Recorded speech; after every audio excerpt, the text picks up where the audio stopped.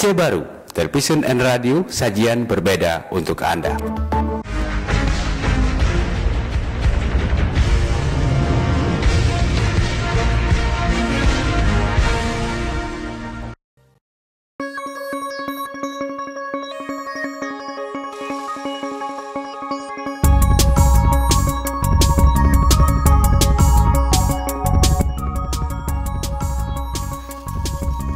Pesawat, ada kereta api, mobil-mobilan, dan banyak lagi.